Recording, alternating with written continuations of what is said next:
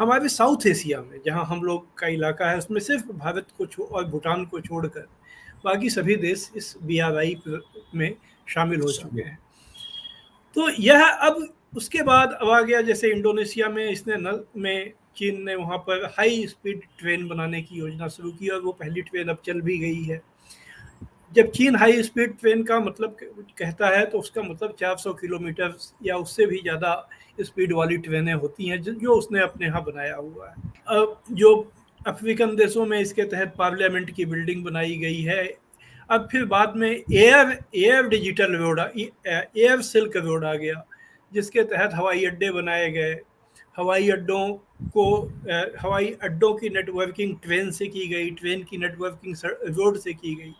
तो ये चीज़ें फैलती हुई चली गई हैं। और जैसा कि कल प्रेसिडेंट पुतिन ने कहा कि इसमें पहले से कुछ भी तय नहीं है, पहले से बस एक योजना तय है कि बनाना है।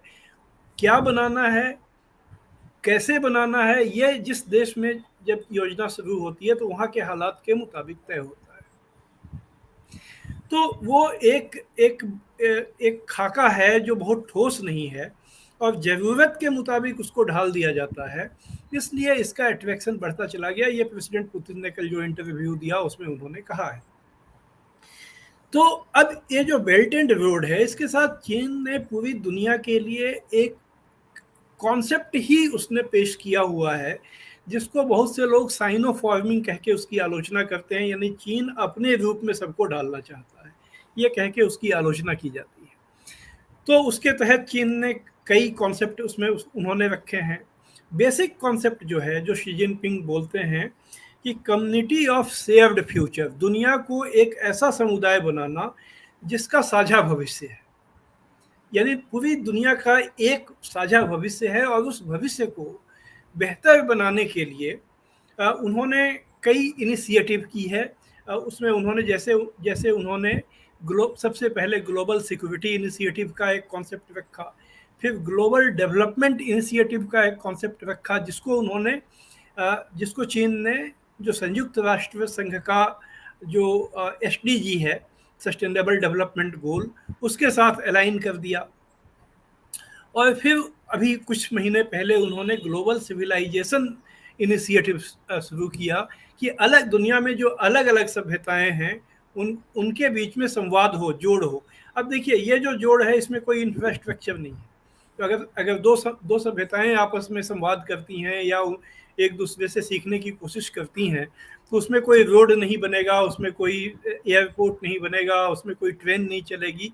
लेकिन ये जो कॉन्सेप्ट के स्तर पर वह भी एक तरह का लिंकेज है, एक जुड़ाव है।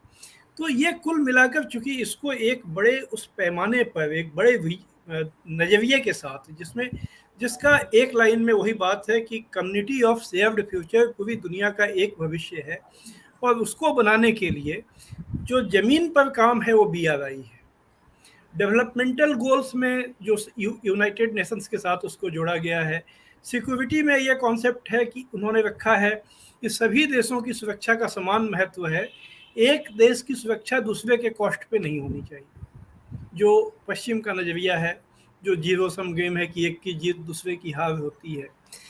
तो अब इसमें बहुत सारी चीज़ें फ्लूइड हैं, जो बहुत ज़्यादा आप उसको ठोस उसकी व्याख्या आप नहीं कर सकते हैं, लेकिन ये सारी चीज़ों ने एक इसका आकर्षण भी पैदा किया है, जिसका नतीजा है जो आपने पूछा कि इसका अट्रैक्शन क्या है। तो अट्रैक्शन ये है कि 140 देशों के नेता और 30 अंतर्राष्ट्रीय संस्थाओं के प्रतिनिधि, नुमाइंदे वहाँ आ रहे हैं। अब वहाँ पर जो बात कही जा रही है कि ये अब ग्रीन डेवलपमेंट, जो मतलब ऐसा डेवलपमेंट जिसमें कि कार्बन इमिशन ना हो, क्लाइमेट चेंज, पर्यावरण का ख्याल रखा जाए, जी, पर्यावरण का ख्याल रखा जाए, और जो SDG यानी जो सस्टेनेबल डेवलपमेंट के गोल्स हैं, गरीबी घटाने की जो कोशिशें की जाएं, क्योंकि इस बीच चीन ने अपने यहाँ गरीबी खत्म करने में सफलता पाई है, तो उसके अनुभव से दूसरे देश अगर कुछ सीखना चाहें तो वो सीखें।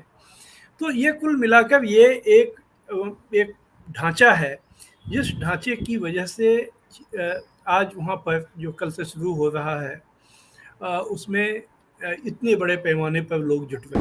आप देख रहे हैं जनचौक का सोशल मीडिया प्लेटफॉर्म। हमारे YouTube चैनल को सब्सक्राइब करने के लिए बेल आइकन दबाना ना भूलें।